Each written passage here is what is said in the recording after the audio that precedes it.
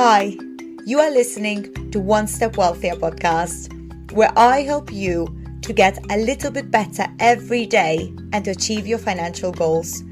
Follow along with me, and every week we will talk about all things personal development and personal finance. Together, we can get one step wealthier.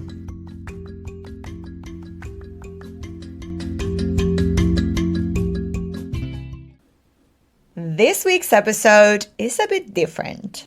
I wanted to address a topic that keeps coming up whenever I'm in social situations.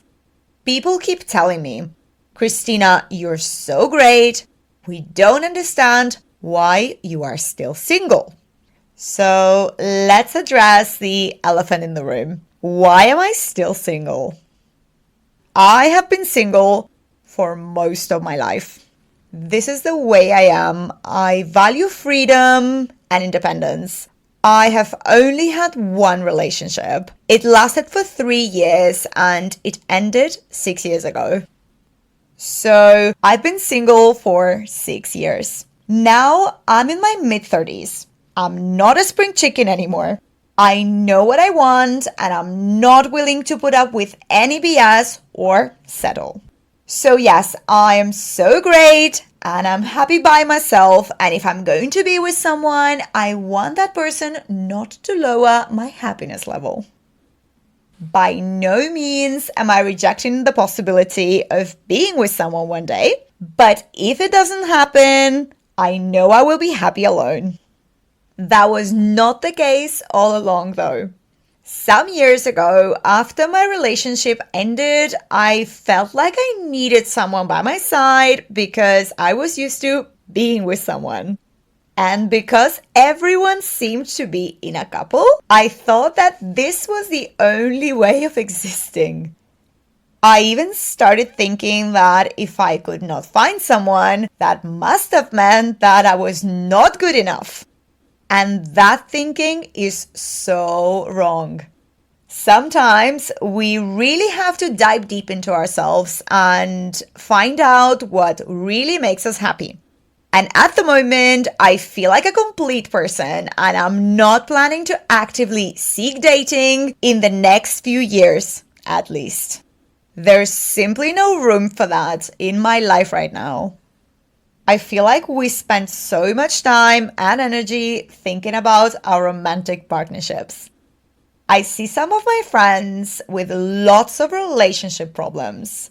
They keep asking me for advice, and I keep saying that they can ask me whatever they want about investing and personal finance, but they should not ask me about their relationships.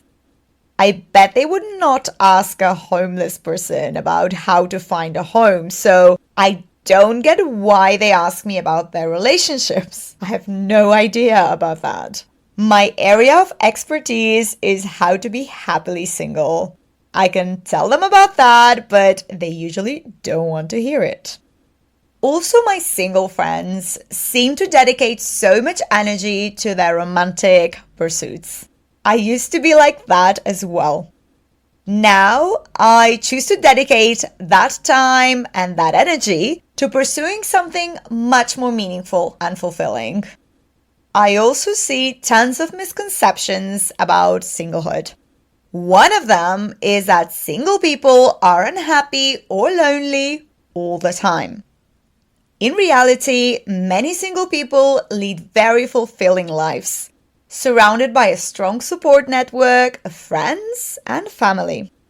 Personally, I really enjoy the freedom and independence that comes with being single. Another misconception is that single people are desperate to find a partner. I have to laugh here because sometimes when someone finds out that I'm single, they try to pair me up with another one of their single friends.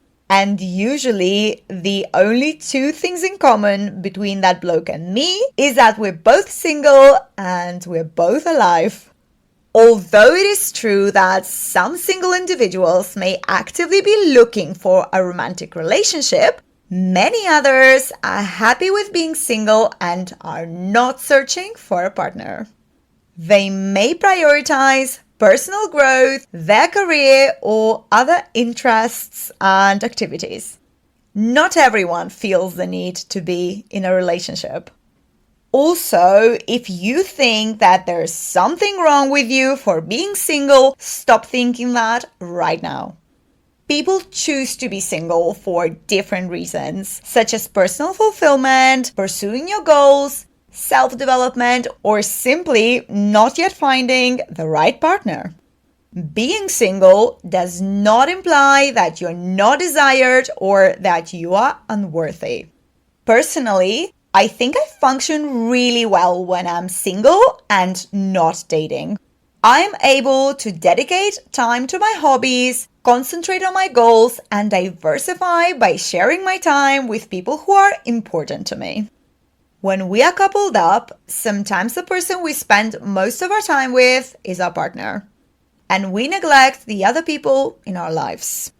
Also, sometimes our partners take too much of our headspace and we miss out on other things in life. I think that some people are solo at heart, and I consider myself one of them. I know I will be happy if I continue being single. It would also be okay for me if I met someone organically, but I'm not willing to force a situation and waste my time online dating. I've tried that already and it hasn't worked for me. Do I feel lonely sometimes? Well, not really. I live in London and there are so many things to do here that, if I'm honest, I struggle to get some me time most of the time. And what about children? In all honesty, I don't want to have children. Motherhood is not for everyone. More and more people decide to be child-free every year, and I'm joining their ranks. There are many reasons why people choose to be child-free. One of the main arguments is that being child-free allows you to focus on your own goals and aspirations. You can prioritize your career, you can travel, pursue hobbies, and maintain your independence. Being child-free also allows you to have more financial freedom because you don't have to bear the financial burden of raising children. If you decide to have children and you feel that it is for you, that's amazing. But if you decide not to have them, your choice should also be respected. So, just a word for people trying to fix my life because they think that I'm not happy single. I know you mean well, but I am where I want to be at the moment, and I can assure you that I'm perfectly happy. And if I'm no longer happy, I will change something, but there's no need for that now. I hope that you have enjoyed today's episode. If you have any questions or topics you'd like me to cover in future episodes, feel free to reach out to me on my Instagram or my email. Don't forget to like, subscribe, rate, and share this podcast with your friends and family. Thanks for listening to One Step Wealthier podcast. I'll speak to you soon. You have just invested in your personal development by listening to this podcast. Thank you for being here and helping yourself to become one step wealthier. Do not forget to subscribe to access new content every week and to better yourself. I hope that you have a wonderful day.